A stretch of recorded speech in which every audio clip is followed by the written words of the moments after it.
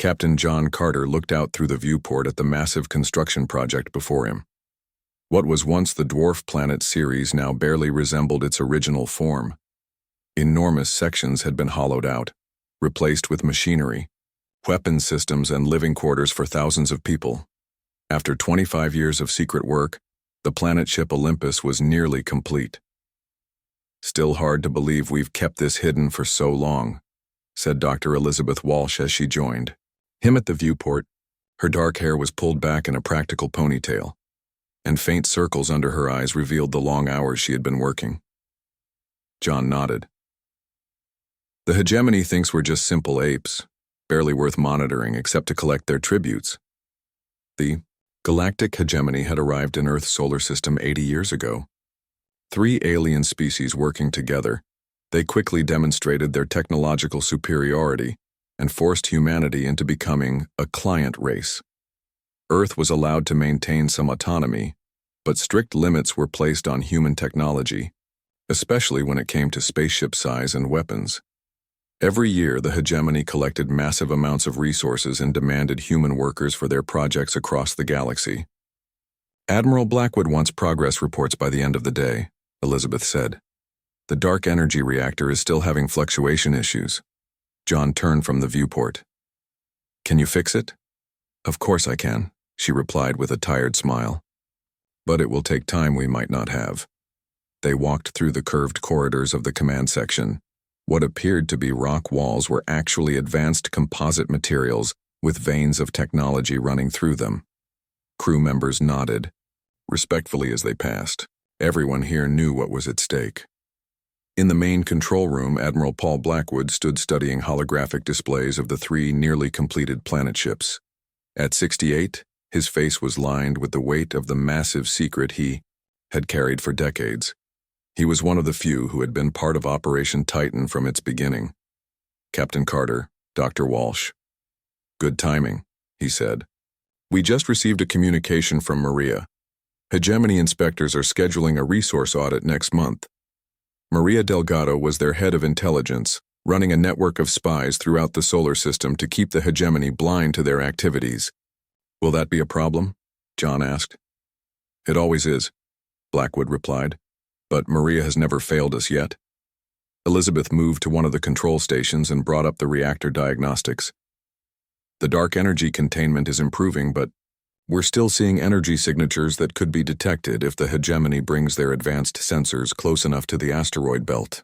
Then we'll have to make sure they don't," Blackwood said firmly. 35 years of work. Thousands of lives dedicated to this project. We can't fail now."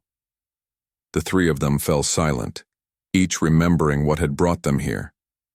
The humiliation of humanity, the harsh conditions in the mining colonies, the occasional examples made by hegemony forces when humans showed too much independence. The galaxy believed humans were just another conquered species, useful only for labor and resources. They had no idea what was coming. The meeting was interrupted when the door slid open and Maria Delgado entered. Her usual confident stride was replaced by something more urgent. "We have a situation," she said without preamble. The hegemony corvette Dawnseeker changed course unexpectedly. "They're heading toward the outer mining operations near Vesta." Blackwood's expression darkened. "How close will they come to Everest?" Everest was the second planet ship, built from the hollowed-out remains of the asteroid Vesta.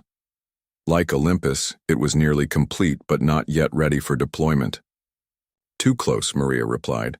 "Their new trajectory will take them within visual range in about 40 hours. John stepped forward. "We have cloaking systems in place." "The cloaking isn't fully tested on Everest," Elizabeth reminded him. "And they're scheduled to test-fire the gravity engines tomorrow." "Cancel the test," Blackwood ordered. "And Maria, I need a distraction. Something to alter their course." Maria nodded.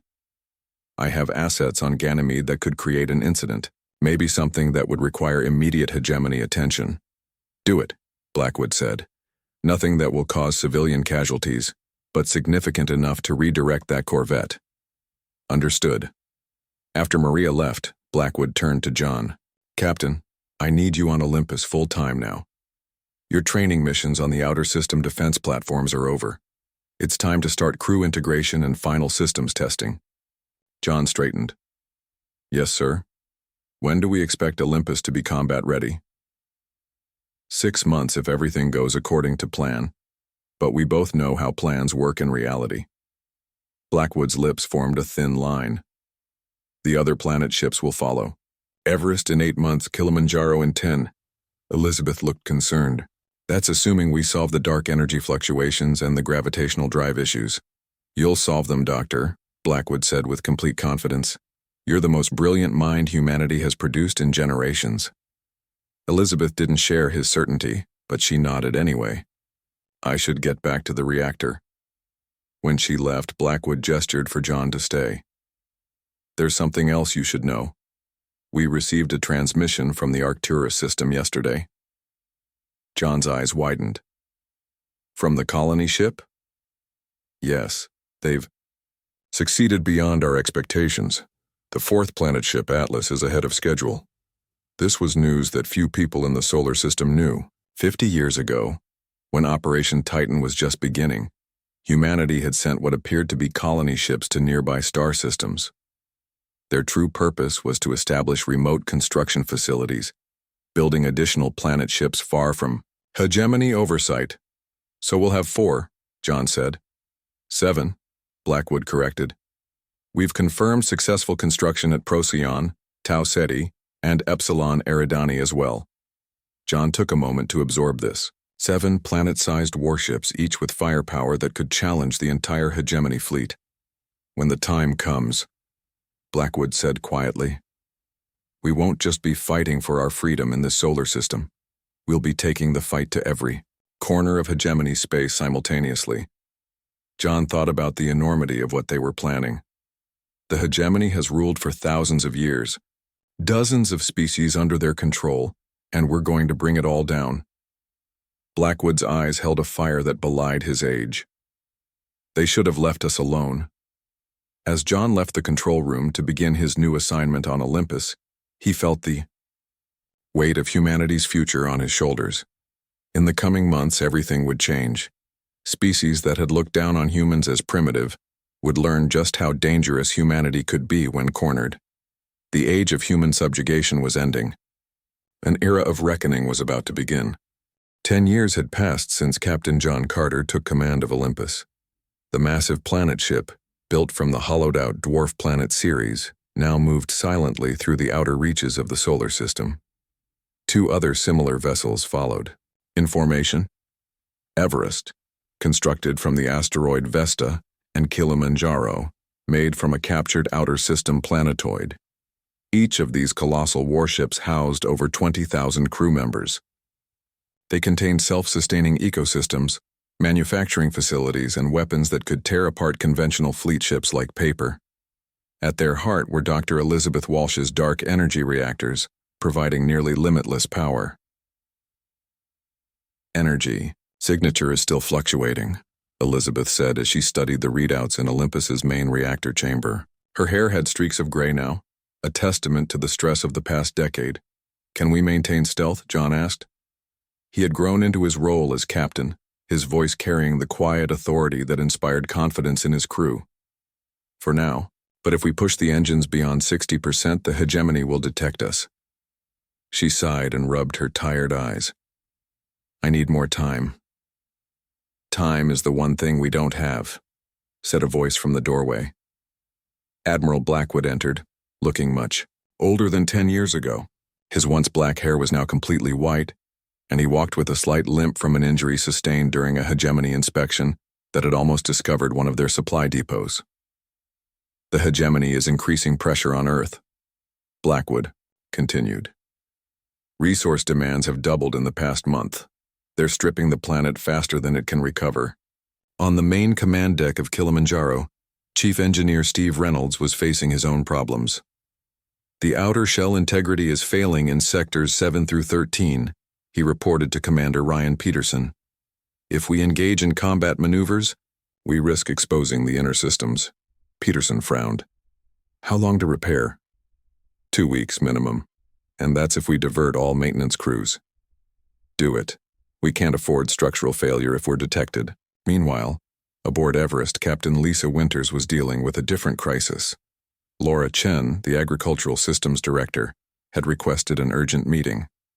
A fungal infection has spread through Hydroponics Section 3, Laura explained, showing Captain Winters the affected areas on a display. We've contained it, but we lost 15% of our food production capacity. Can we compensate with the other sections? Winters asked.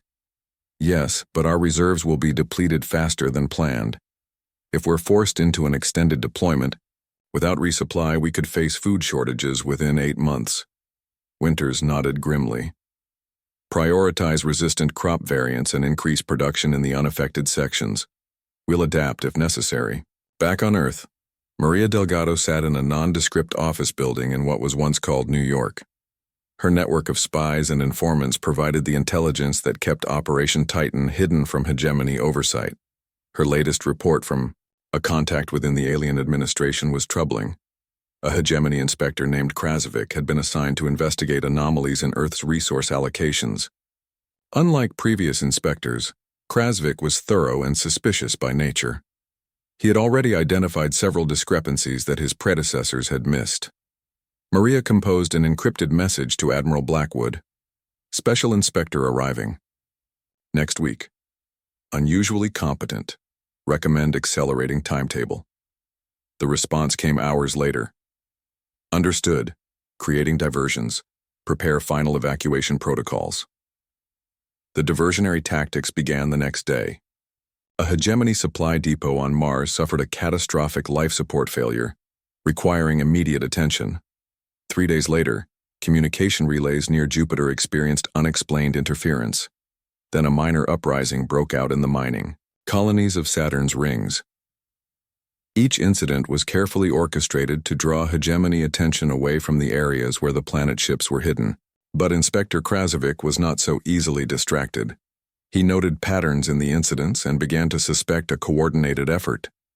In a secure meeting room beneath what remained of the old United Nations building, a heated debate was underway. Rebecca Turner, leader of Earth's most active resistance faction, faced Admiral Blackwood across the table. We need to strike now, she insisted. Every day we wait, more people die in the labor camps. More resources are stripped from our planet. The ships aren't ready, Blackwood countered. Rushing into action will only lead to failure. And waiting too long will leave nothing worth saving, Rebecca shot back. The people need hope now, not promises of future salvation. Their argument was interrupted when Maria entered with a datapad. Inspector Krasovic has requested access to the deep space monitoring stations. He's specifically interested in the asteroid belt and the outer system regions. A heavy silence fell over the room. Those were precisely the areas they needed to keep the hegemony away from. Can you deny the request? Blackwood asked. Maria shook her head. Not without raising even more suspicion, but I can delay it by perhaps 2 weeks. Blackwood's expression hardened as he made his decision. Then we have 2 weeks to prepare for launch, ready or not. The next day, emergency signals flashed through the secure communication channels linking Earth to the 3 planet ships. Engineers worked around the clock to complete final systems. Military personnel ran continuous drills to prepare for combat. Scientists like Elizabeth Walsh pushed themselves to the breaking point, trying to solve the remaining technical problems. Olympus, John stood with Elizabeth in the observation dome looking out at the stars. Do you think we can win? He asked quietly. Elizabeth considered the question carefully. The hegemony has ruled for thousands of years. They have more ships, more weapons, more experience. But they've never faced anything like our planet ships before. And they've never understood humanity's capacity for both creation and destruction. That's not really an answer, John said with a small smile. Because I don't know, she admitted. But I do know we have to try. Otherwise, humanity will slowly be consumed until there's nothing left. John nodded and turned his gaze back to the stars. Among those distant points of light were worlds controlled by the hegemony, worlds that had never heard of Earth or considered humans to be anything more than primitive laborers. Soon, they would learn just how dangerous humanity could be when pushed too far. In his quarters aboard Olympus, Admiral Blackwood reviewed the final launch preparations. Despite the rushed timetable, despite the technical problems still facing each vessel, despite the overwhelming odds against them, he felt a sense of grim satisfaction. For 80 years, humanity had endured subjugation. For decades, they had worked in secret, preparing their response. Now, after generations of planning and sacrifice, the time for hiding was almost over. The time for humanity to rise was finally at hand. The alarm sirens blared throughout Olympus, their urgent wail cutting through the normal hum of machinery. Captain John Carter rushed to the command center where screens displayed the incoming hegemony vessels. "They've detected something," Admiral Blackwood said, his voice calm despite the crisis. "A battle group is heading straight for the asteroid belt where Kilimanjaro is completing its final system checks." Elizabeth Walsh stood nearby, her fingers flying across a control panel. "The energy signatures from Kilimanjaro's last test must have given us away." "How many ships?" John asked. 5 cruisers and a dozen smaller vessels," Maria Delgado answered, having arrived from Earth just hours earlier on the last transport. "But they've already called for reinforcements." Blackwood studied the tactical display. "We're not ready, but we have no choice. Activate the camouflage systems on all 3 ships. We'll try to avoid detection as long as possible." Throughout the massive vessels, crews scrambled to prepare for potential combat.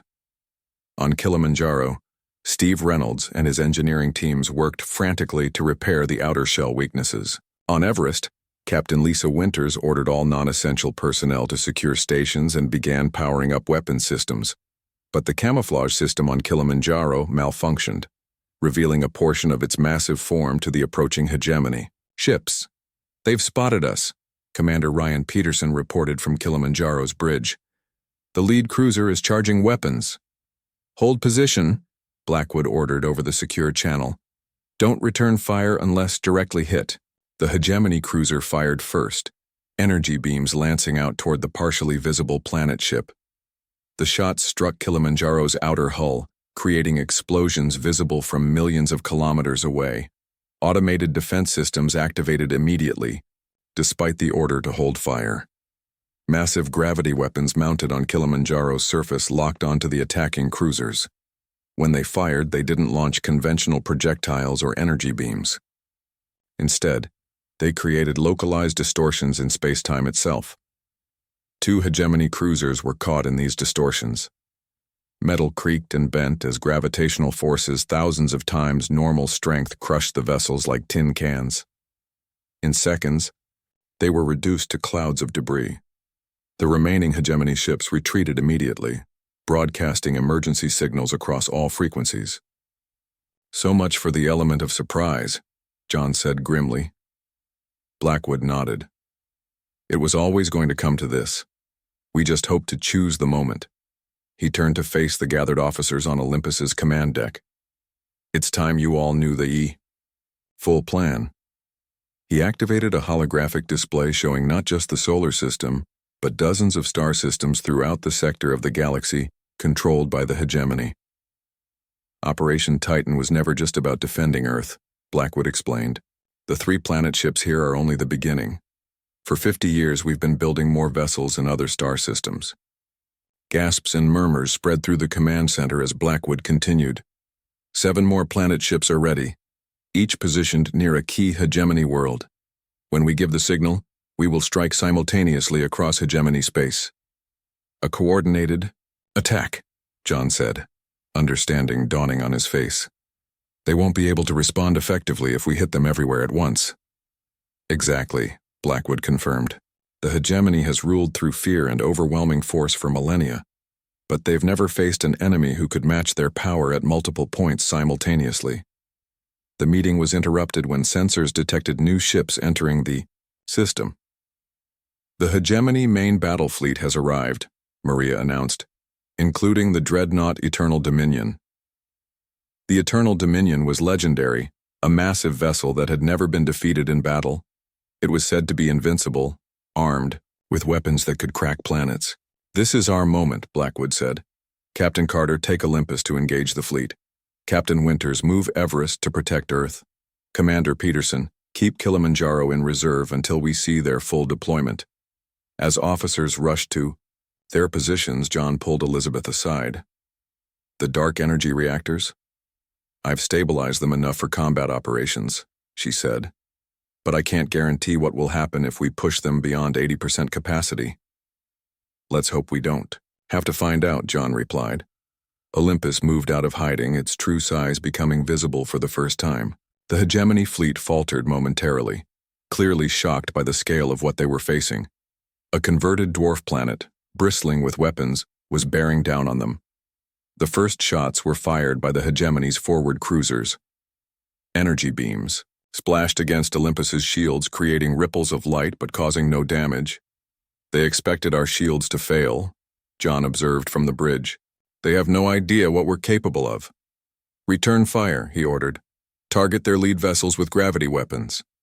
The battle joined in earnest, with Olympus demonstrating firepower beyond anything the hegemony had encountered before. Cruisers, that would normally pose a serious threat to an entire human fleet, were destroyed with single shots. But the Eternal Dominion held back, analyzing the situation before committing to the fight. Its commander was not so easily rattled. On Earth, billions of humans watched the skies, knowing something momentous was happening but unaware of the details. When Everest moved into position above the planet, visible as a new artificial moon, panic gave way to wonder. Messages from resistance groups began broadcasting on all channels. Humanity rises today. The age of hegemony rule is over. As the battle raged in space, Commander Ryan Peterson developed a bold strategy. The Eternal Dominion is holding position, studying Olympus, he reported to Admiral Blackwood. They haven't noticed Kilimanjaro yet. What are you suggesting? Blackwood asked. A flanking maneuver. While Olympus keeps their attention, we bring Kilimanjaro around behind them. Blackwood considered this. It's risky. Kilimanjaro still has structural weaknesses. But the Dominion has never been defeated because no one has ever surprised it, Peterson argued. This might be our only chance. Meanwhile, Dr. Walsh made a breakthrough with the dark energy containment systems. Captain, she called to John, I can give you full power now, but only for about 20 minutes before the systems need to cool down. That might be all we need, John replied. As Olympus engaged the bulk of the hegemony fleet, Kilimanjaro silently maneuvered behind the Eternal Dominion. Everest remained in Earth orbit, its weapons ready to intercept any ships that broke through. The battle for humanity's freedom had begun, and the galaxy would never be the same again.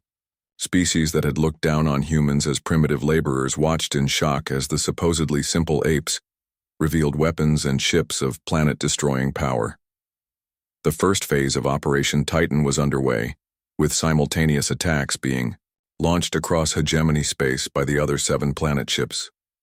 For the first time in thousands of years, the hegemony found itself fighting a war it might not win. 6 months had passed since the first battle in Earth's solar system. The war had spread across hegemony space, with humanity's planet ships leading an unprecedented offensive. The Eternal Dominion had been destroyed in the initial engagement, when Kilimanjaro's surprise attack overwhelmed its defenses. That victory sent shockwaves through the hegemony, shattering the myth of their invincibility. Captain John Carter stood on Olympus's observation deck, looking out at the alien world below. Vex Callan, the capital planet of the hegemony, was now under siege by human forces. Its orbital defenses had been neutralized and ground troops were securing key locations on the surface. General Hayes reports the central government district is secure, Maria Delgado said as she joined him at the viewport.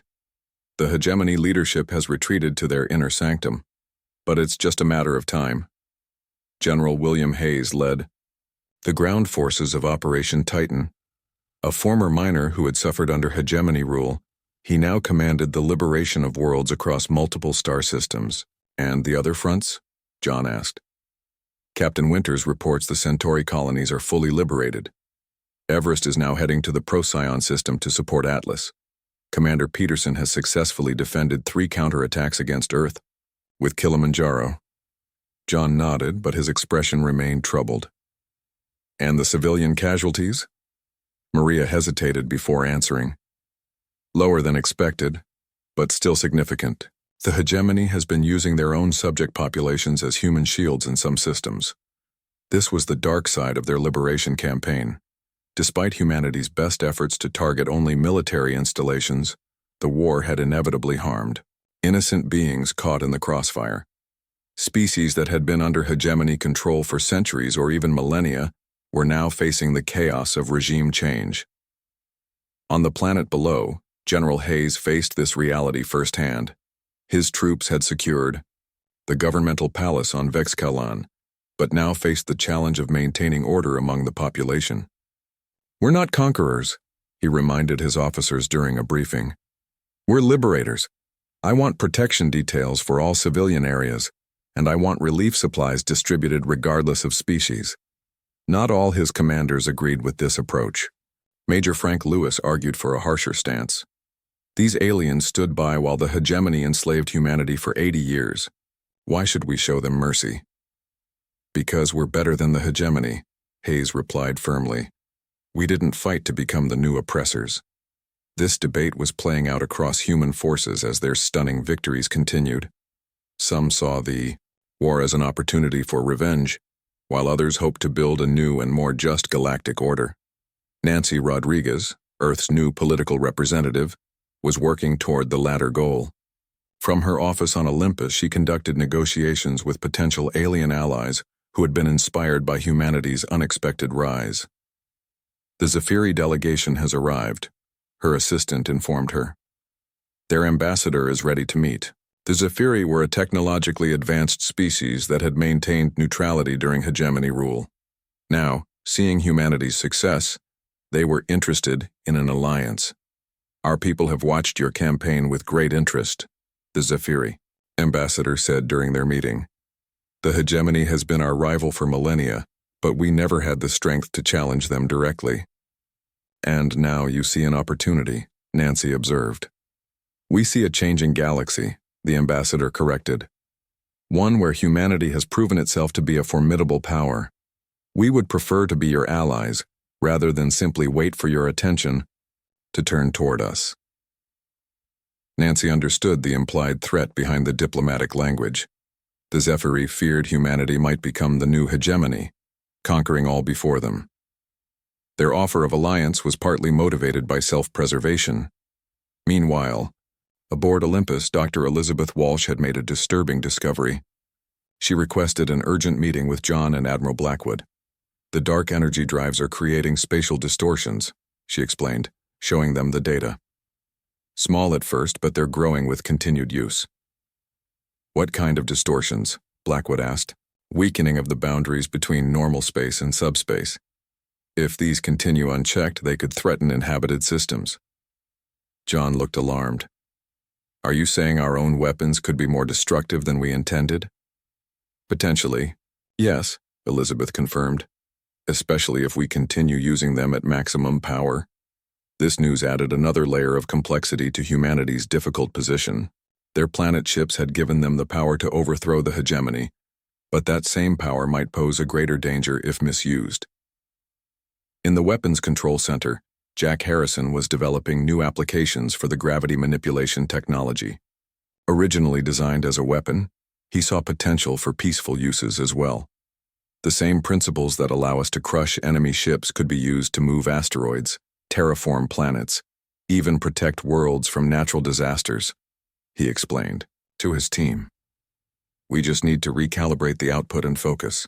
These conversations about the future use of humanity's new power were interrupted by an urgent transmission from Earth.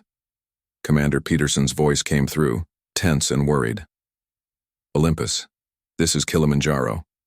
We've detected unusual activity near Sol's sun. Hegemony remnants have deployed some kind of device. Energy readings are off the charts." Admiral Blackwood's face paled. "They're desperate enough to use the Star Killer." The Star Killer was a theoretical hegemony weapon, never before deployed. It could destabilize a star's core, causing it to erupt in a massive solar flare that would scorch all inner planets. "They're going to destroy Earth rather than admit defeat," John realized. A desperate plan was quickly formed. Olympus would leave Vexcalen and make an emergency faster-than-light jump to the Sol system. Captain Carter would lead a small team to board and disable the Starkiller device before it could trigger a solar catastrophe. As Olympus prepared to depart, Admiral Blackwood took John aside. "There's something you should know," he said quietly. "I've been diagnosed with terminal cancer. The doctors give me 3 months at most." John was shocked into silence. Blackwood had been the driving force behind Operation Titan for decades. "I've recommended you as my successor," Blackwood continued. "When this war is over, humanity will need leaders who remember why we fought in the first place. Not for conquest or revenge, but for freedom and a chance to determine our own destiny." As Olympus jumped into faster-than-light travel, John contemplated these words. The immediate threat to Earth demanded his full attention, but he couldn't help wondering what kind of future awaited humanity after the war. Would they rise above the cycle of oppression and revenge, or simply become the new tyrants of the galaxy? The answer would depend on the choices made in the coming days, as humanity stood on the precipice of either a new golden age or a darker path that would make them no better than the hegemony they had fought to overthrow. Olympus emerged from faster-than-light travel near the edge of the solar system. The massive planet ship immediately detected the Starkiller device, orbiting dangerously close to the sun. Its metallic surface glinted in the intense light as it began the process of destabilizing the star's core. "We have less than 4 hours before the device triggers a solar flare that will engulf Earth," Elizabeth Walsh reported, studying the sensor readings. "The science is impressive but terrifying." Captain John Carter gathered his boarding team in the launch bay. 20 of Olympus's best soldiers and engineers prepared their equipment for the mission. The plan was simple, but dangerous.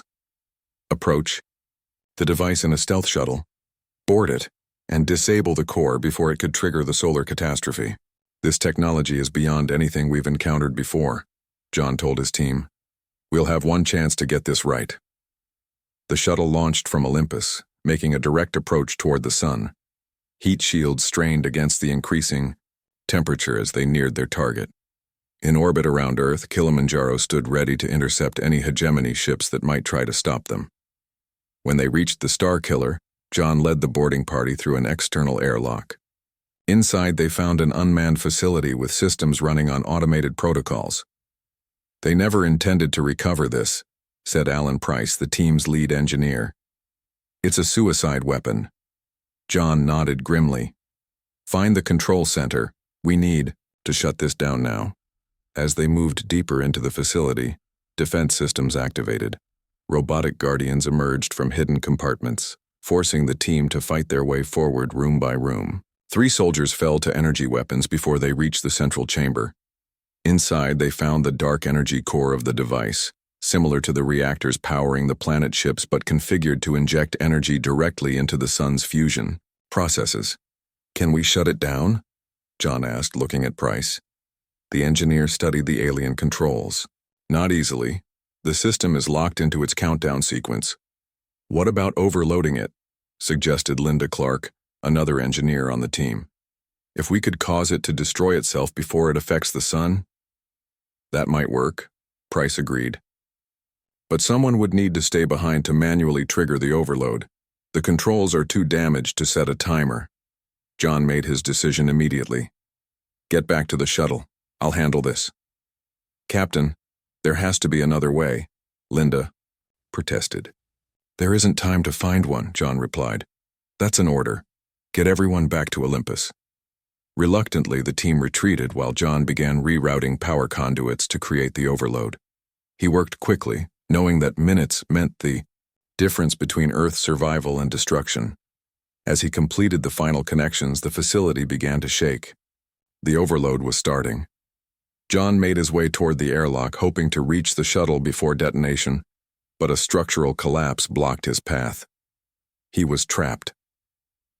In a final act of defiance against the hegemony, John triggered the overload manually. The Starkiller imploded, tearing itself apart before it could destabilize the sun. The shockwave damaged Olympus severely, but Earth was saved. 3 weeks later, Admiral Blackwood stood on the observation deck of Olympus, now in orbit around Earth. The ship had been repaired enough to remain operational, though scars from the battle with the Star Killer were still visible across its surface. "Captain Carter's sacrifice will not be forgotten," he said to the assembled officers. His actions embodied the best of humanity, the willingness to give everything for the freedom and safety of others. Elizabeth Walsh stood nearby, her face showing the strain of recent events. Not only had she lost John, her friend and colleague, but her health had also deteriorated from years of radiation exposure while developing the dark energy reactors. "The war is effectively over," Blackwood continued. "The hegemony leadership has surrendered on all major worlds. Their subject species are declaring independence or forming new alliances." "And what about us?" asked Nancy Rodriguez. "What does humanity do now that we've won?" It was the question on everyone's mind. Humanity had risen from subjugation to become the dominant military power in this sector of the galaxy. The planet ships gave them the ability to destroy worlds or protect them. What they did with that power would define them for generations to come. 1 month later, Admiral Blackwood passed away peacefully in his sleep. His cancer had progressed faster than expected, but he lived long enough to see the formal surrender of the last hegemony forces. At his funeral, representatives from a dozen alien species paid their respects to the man who had orchestrated the fall of an empire. Following Blackwood's death, a power struggle emerged among military leaders. Some, like General Hayes, advocated for a defensive posture and peaceful relations with other species. Others argued that humanity should establish its own empire to ensure they would never be threatened again. Nancy Rodriguez found herself becoming the voice of moderation in these debates. "We fought for freedom, not to become the new oppressors," she reminded the provisional government. "Admiral Blackwood and Captain Carter didn't sacrifice everything so we could repeat the hegemony's mistakes." Her coalition gained support from many colonies and Earth citizens tired of conflict. A constitutional convention was called to determine humanity's future governmental structure. After weeks of debate, they established the Solar Federation, a democratic system that welcomed peaceful relations with other species while maintaining the strength to defend human interests. The planet ships themselves became symbols of humanity's new role in the galaxy. Everest was repurposed as a colony vessel, taking volunteers beyond known space to establish new human settlements. Kilimanjaro remained as Earth's primary defensive platform, a visible reminder of humanity's power but dedicated to protection rather than conquest. Most surprising was the fate of Olympus. Dr. Walsh, despite her failing health, supervised its transformation into an exploration and diplomatic vessel. The weapon systems were reduced and new sections were built to accommodate representatives from a dozen species interested in peaceful cooperation. When John Carter was found barely alive, in an escape pod from the Starkiller facility, it seemed like a miracle. He had managed to reach a personal craft moments before the final explosion, though his injuries were severe. After months of recovery, he was offered command of the rebuilt Olympus for its mission of exploration. Standing on the bridge of Olympus, as it prepared to depart, John looked at the diverse crew of humans and aliens working together. Elizabeth Walsh had not lived to see this day, but her vision of peaceful applications for their technology was becoming reality. "Ready for departure, Captain," said his new first officer, a young woman who had served with distinction during the war. John nodded, taking one last look at Earth through the viewscreen. Humanity had risen from subjugation to victory, but their greatest challenge lay ahead, proving they deserved the power they now wielded. "Take us out," he ordered. "Let's see what's waiting for us out there." As Olympus moved away from Earth, it carried the hopes of a species that had learned the cost of freedom and the responsibility that came with power. The age of human subjugation was over. The time for humanity to define its place in the galaxy had just begun.